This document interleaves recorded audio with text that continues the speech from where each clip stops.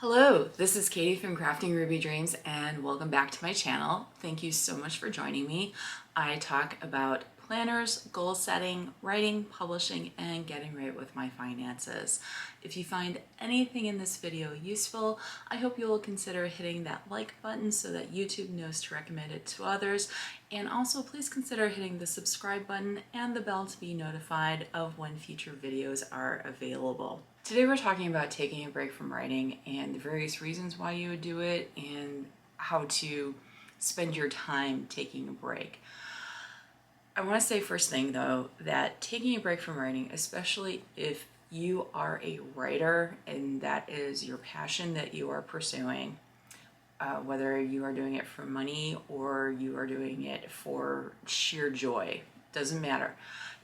If you have taken the CliftonStrengths and you score high as achiever, like top 10, possibly even top 15, you may find that taking a break is actually not beneficial to you. So if that's the case, ignore me because this is not going to be useful to you. For reference, I am number 34 achiever, so this just doesn't even enter into the picture for me. But those who have high achiever will often have the opposite intended effect of taking a break. And so I don't ever want anyone who is doing something and it's having negative consequences, like it is screwing with your brain, how you're thinking about yourself. If that's the case, just immediately stop. Just try something else. But if the idea of taking a break is appealing to you, here are some things that I want you to think about. So first off, ask yourself, why are you thinking about taking a break? Is it because you're stuck in the story? Like there's just a point that you are stuck on and you cannot seem to get past it? If that's the case, you may need to let your subconscious figure out what the issue is with the story. If you're like trying to figure it out and just not coming to you, do something else. Do something as simple as like maybe go wash the dishes, take a shower, go for a walk. It may be something that you need to take a break for possibly even just a few hours. Maybe it's a day or so, maybe even up to a week. But it's generally a short period of time and you are just kind of working out the issues of the story in your own head. And sometimes it may need that you talk to somebody else and you talk out the issues of the story and recognize that it's going to likely be a short break and that you are not broken forever. Please don't ever think that.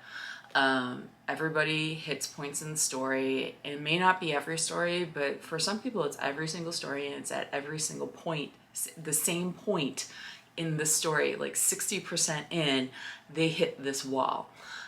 So as you learn your process, you're going to get better at recognizing when it's something like this where it's just like, okay, I just need a short breakaway.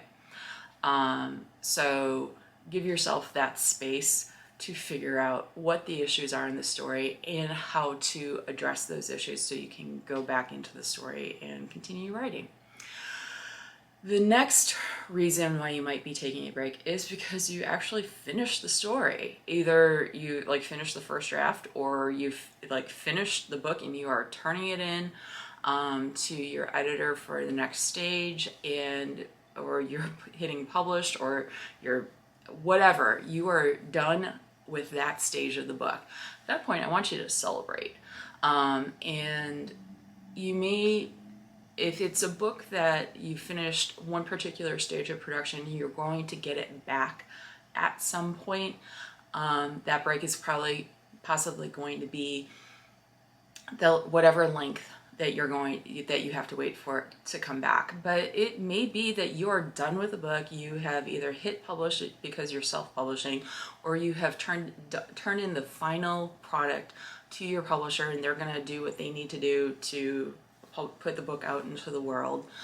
And so you've got more time on your hands. So you may take a couple weeks off from writing whatever the next story is. Or you may find that you take a few months off. whatever it is, this is a longer period of break rather than just working out whatever the issues are in the story. Once you're at this stage, this is going to be a longer break, and so you may want to do something like take a vacation. Give yourself that break from your everyday reality and go out with friends, do something that you haven't done in a while, read a bunch of books, watch a bunch of movies, just kind of refresh yourself and your space in the world, especially if you're one of those writers who, when it gets to like the end product stage and you're just sinking yourself into getting the story done and you've ignored a lot of things, it's fine, because you did what you need to do, because that was the high priority at that point in time. And at this point in time, the high priority is you, and it's rejuvenating yourself so you can move on to the next project. The important thing with this, I really want you to celebrate, because you have completed a book. You have put a book out into the world. It is a wonderful thing that you have done with your brain. You have created and put a piece of art into the world. And it doesn't matter how anyone defines art, you have created story and made it available for others to consume. So that's a wonderful thing. The third reason why you might be taking a break from writing, and this is the one I truly want to address and really is the point of this video, is, are you in burnout? Are you entering burnout? Are you full on in burnout? Or are you exiting burnout? I've talked about her before, but Becca Syme of the Better Faster Academy and the QuickCast here on YouTube, she put out a book about a year or so ago called Dear Writer, Are You in Burnout? And I've read a bit of it, and I had to set it aside because at that point I was still in burnout, and so it was just, I was not in the right headspace for it. But I want to recommend it because it's specifically for writers and addressing the reasons why writers may find themselves in burnout and how to address coming out of burnout.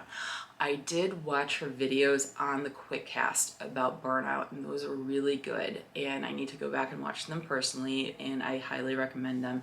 In fact, I will put them into a playlist and put them up here in a card, so to make it easier for you to find. I highly recommend following the QuickCast, but if you just want to watch the videos on burnout, check out that card.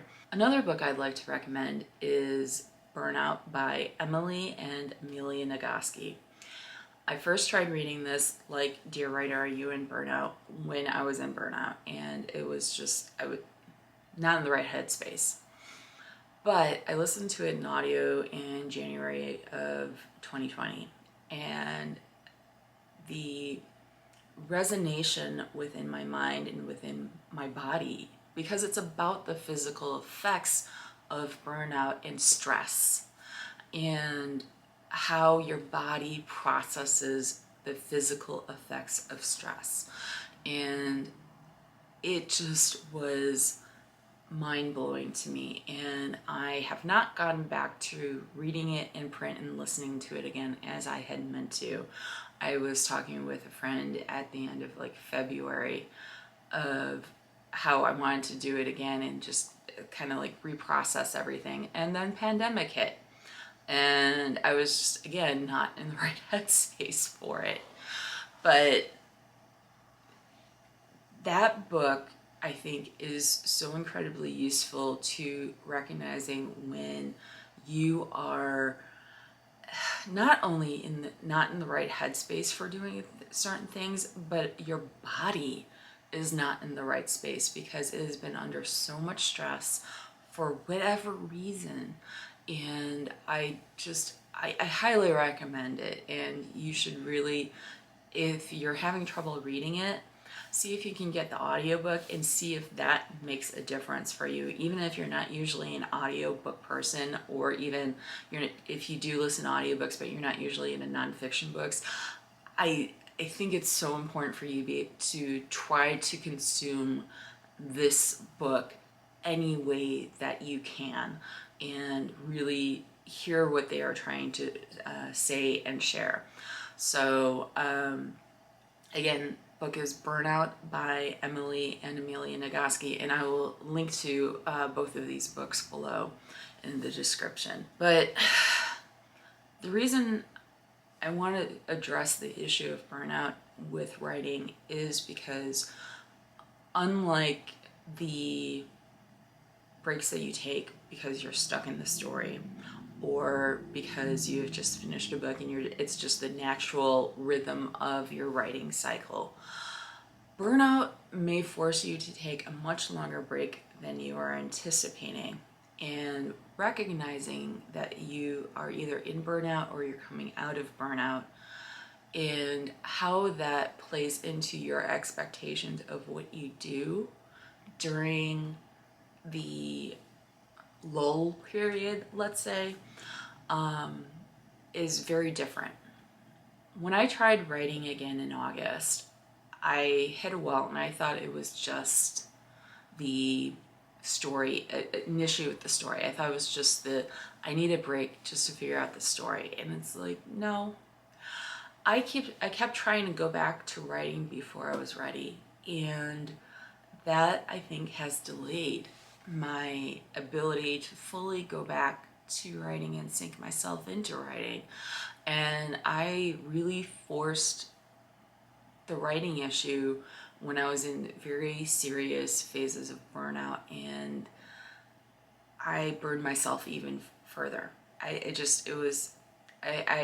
had a lot of things mentally going on that I was not addressing well, and not only I was not addressing well, I didn't have the capacity to address well.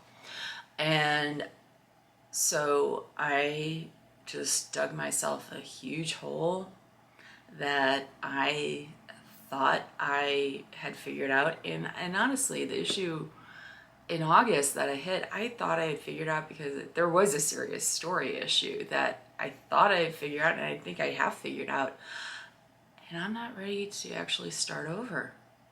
And that was a thing for me to realize. And I did this with coaching. This is the other thing, is that if you need professional help, whether it is a therapist or if it's a life coach or if it's some other kind of coach, I personally am working with both a therapist as well as a writing / life coach.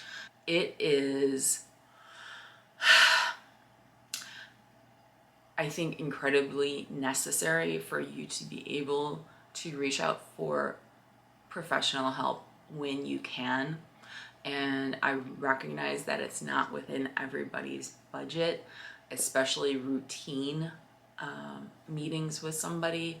But if you can save up for even one session with somebody and have a very targeted conversation, that might be of more assistance to you than you could ever imagine. But the keys to addressing when you're in burnout is, and I say this as somebody who is still coming out of burnout and trying to protect my energy that I have built back up. So I am not fully out of burnout, I would say. And as my one coach said to me in one of the sessions, was when you are fresh out of burnout, that's the period when you're more likely to relapse into burnout phase.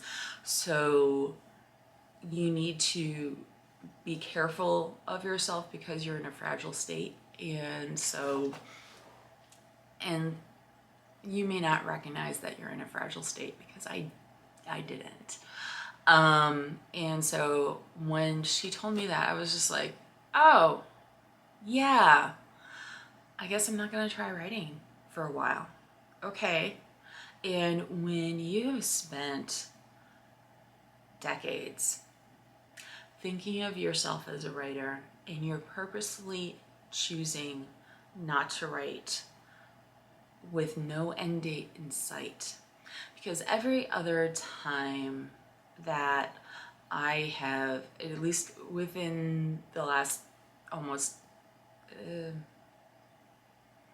within the last 5 years that I've chosen not to write, it was because of there's a specific higher priority thing in my life at that time with an end date in sight.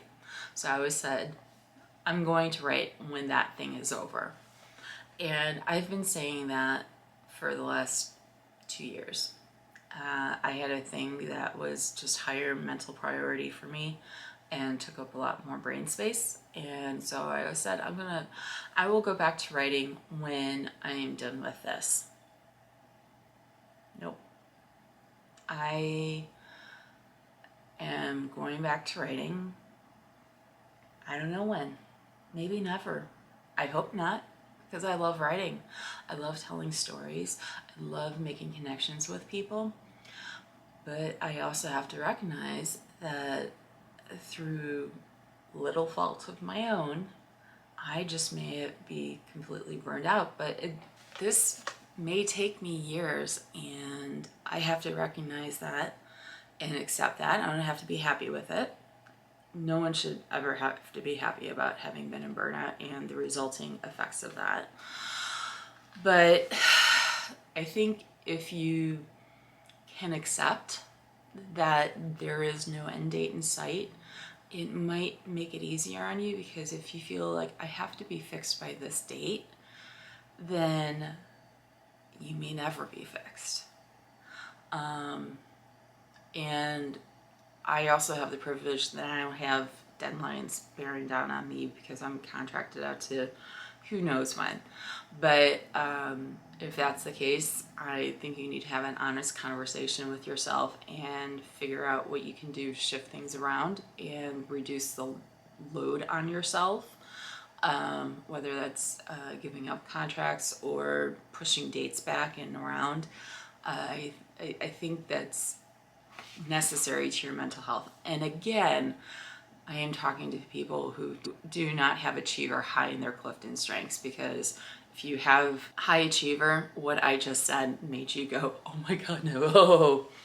Recognize that and accept that. But it's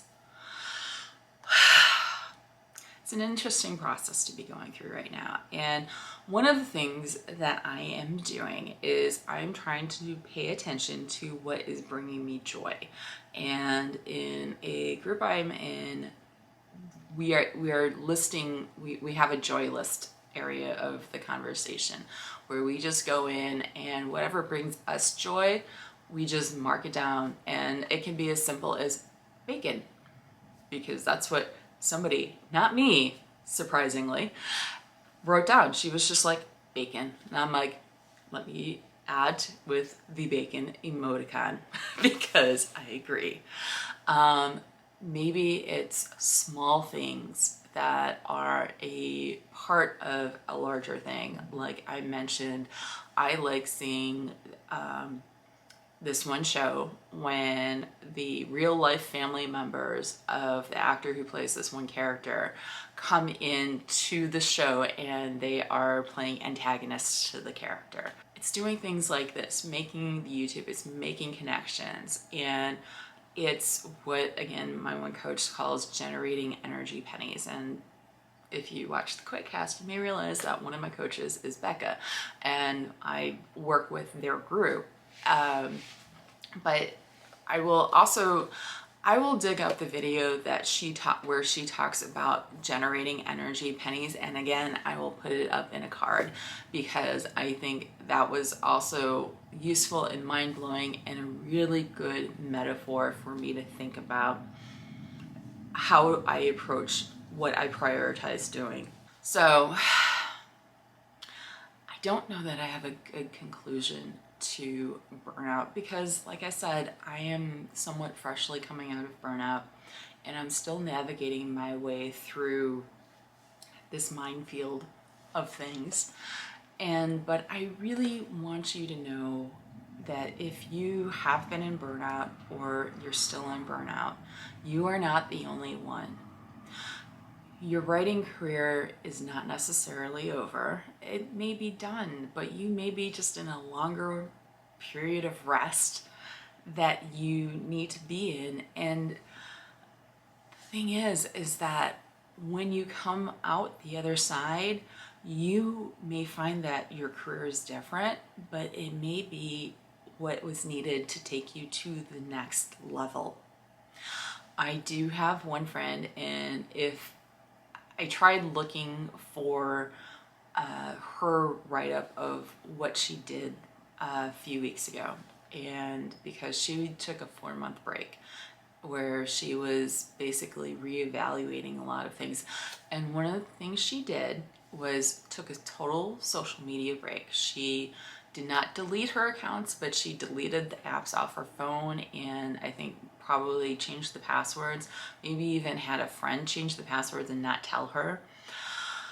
So she basically cut herself off from access from social media, and she did not, I don't believe, have a set time frame in mind, but it ended up being 4 months for her. And she found new hobbies. She got back out into nature, and where she lives, she was able to go on nearby hiking trails. And so that may not be for everyone, but reconnecting with nature in some way, creating new hobbies, learning new skills.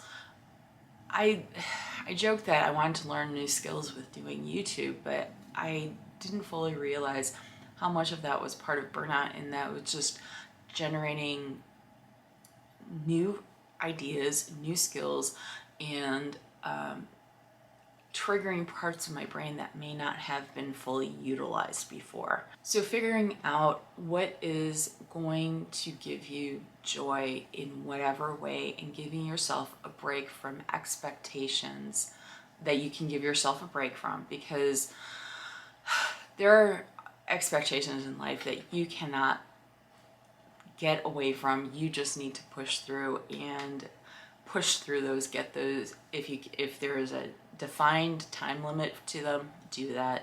If there is no defined time limit, see what you can do to reduce the expectations.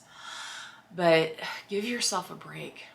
Give yourself both a break from the expectations of the world around you, and also the expectations of yourself on yourself. And let yourself regenerate. Figure out if writing is still giving you joy. Because if writing is still giving you joy, take as much time as you need and then come back to it.